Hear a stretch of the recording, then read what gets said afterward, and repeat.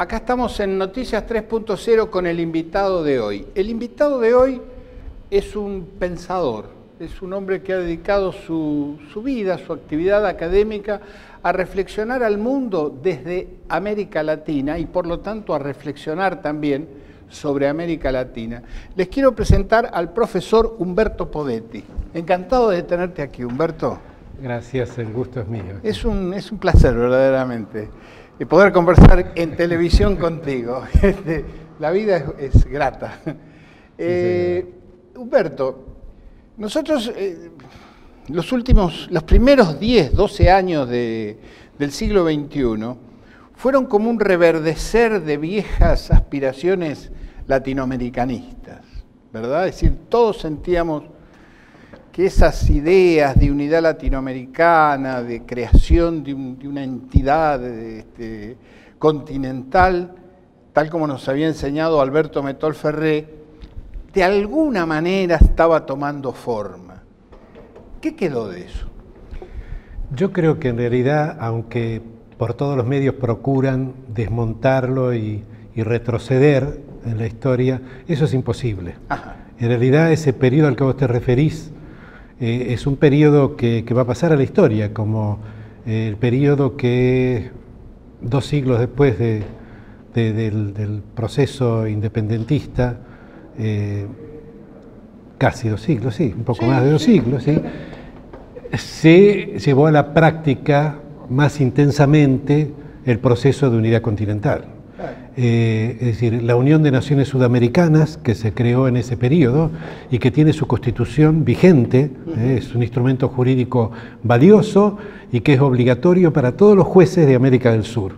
Lo apliquen o no, allí está. Ajá. Eso es bueno decirlo hoy, que pareciera que la UNASUR ha estallado por los aires y no existe más.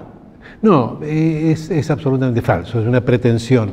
Indudablemente está congelada, sus órganos no se reúnen o se reúnen parcialmente. El año pasado tuvimos la presidencia de Evo Morales y Evo Morales hizo varias cosas y varias actividades en torno de UNASUR y siguen ocurriendo y desarrollándose actividades, pero naturalmente hay todo un esfuerzo por congelarla.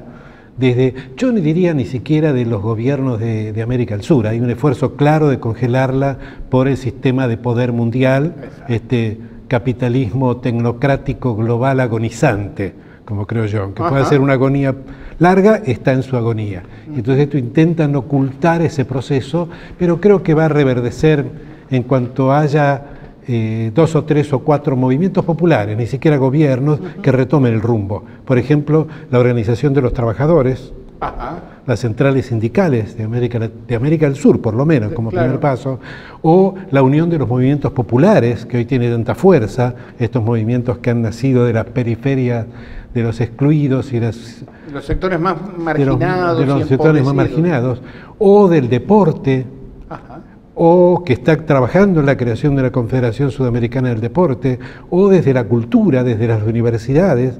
No nos olvidemos que aquel célebre programa de 2008 de la reunión de universidades de América Latina terminó fijando un programa para la universidad en el continente que sigue plenamente vigente, programa que al año siguiente América Latina impuso para la UNESCO, que también la UNESCO lo debe haber guardado, pero en cualquier momento los pueblos lo van a sacar de nuevo. Claro, digamos, ¿viste la sorpresa que ha causado el resultado electoral en Ecuador, por ejemplo, días atrás, ¿no? Al parecer, Correa no existía más, todo eso que había sido el gobierno de Correa estaba apagado y gana la selección.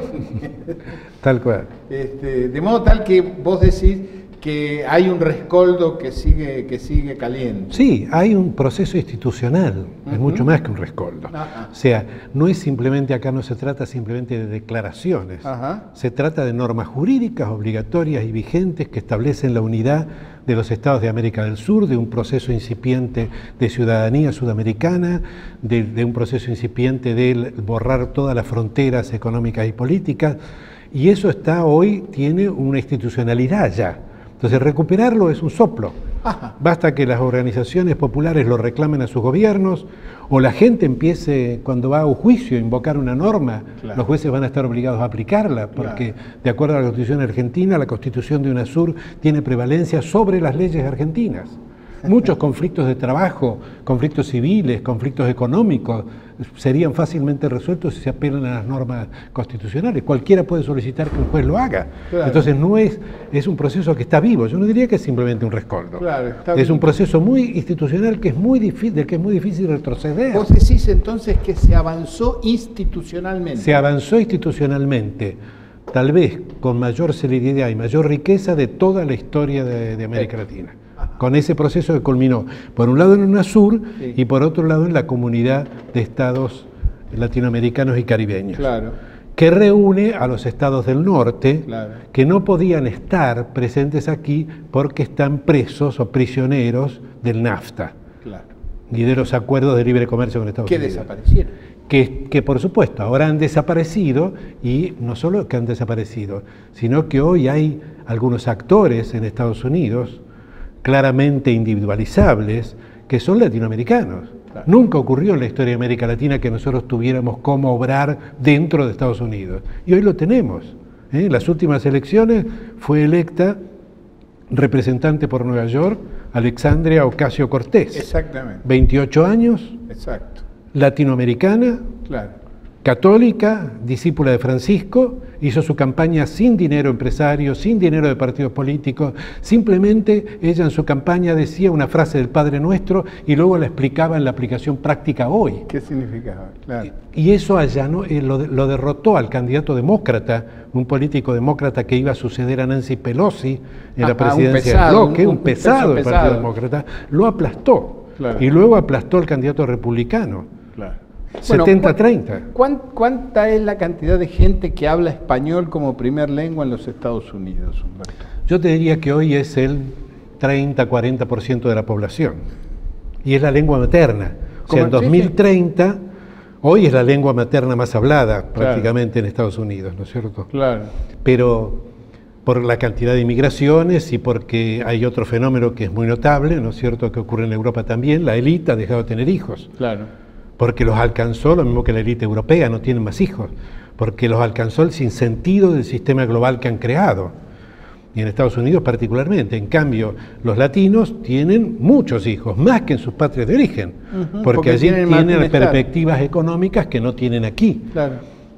Pero no han abandonado su cultura. Claro. El graffiti más popular en Estados Unidos es la guadalupana, Claro. que a veces la pintan con la cara de Frida Kahlo. Pero eso tiene una energía. En 2030 el castellano va a ser la lengua más hablada en Estados Unidos, absolutamente, no como lengua materna. La lengua más la hablada. lengua más hablada por la población norteamericana. Sí, yo tuve la sensación una vez, hice un viaje a Nueva York, y mi inglés es para defenderse, no es perfecto, pero me defiendo. Y descubrí que uno puede vivir en Nueva York, estudiar en Nueva York, casarse en Nueva York, tener hijos en Nueva York y no tener necesidad de hablar inglés. Tal cual. Estudiar en Nueva York. Hay universidades que enseñan en castellano. Claro. Hay diarios, canales de televisión, Claro. el castellano. Hoy ningún candidato que aspire a algún cargo electivo, no en el sur de Estados Unidos, en el norte, en Chicago o en el Silicon Valley, en Seattle, tiene que hablar castellano, aunque sea unas palabras. Claro. Está obligado, aunque chapurree, pero tiene que hablar castellano. Y buenas tardes. Claro, y esto incorpora, no nos olvidemos que el castellano es una lengua que tiene algunos sentidos que por lo menos ninguna otra de las lenguas occidentales transmite. No lo sé el mandarín, porque no conozco el mandarín. No, occidentales hablemos. Es decir, la idea de esperanza, de futuro, de construcción, todas las ideas que hablan de lo que están clamando los pueblos hoy, el castellano es el único que se expresa cabalmente. Entonces esto para Estados Unidos implica una transformación cultural muy grande, ¿no? Claro. Ya lo dijo Huntington en su libro, Huntington, que todos nos acordamos por la Guerra de las Civilizaciones. Sí, exactamente. Él escribió otro libro muy interesante en 2004 que se llamaba ¿Quiénes somos?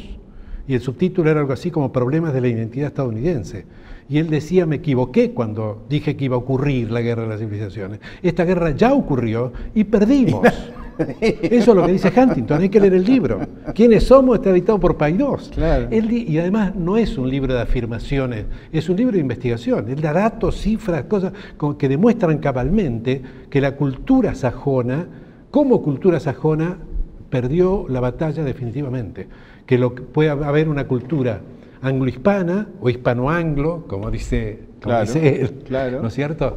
Y que esta cultura, por supuesto, es antagónica en muchos aspectos de la cultura sajona. Y esto lo decía, Huntington, por ejemplo, decía, miren, el futuro es, nos vamos a tener que llamar a México, o bien nos podremos ir a Chicago y refugiarnos allí y hacer una nación WASP, y devolverle a México duplicado el territorio que le robamos. Y él dice, Huntington dice literalmente que le robamos en la guerra de 1850. Claro.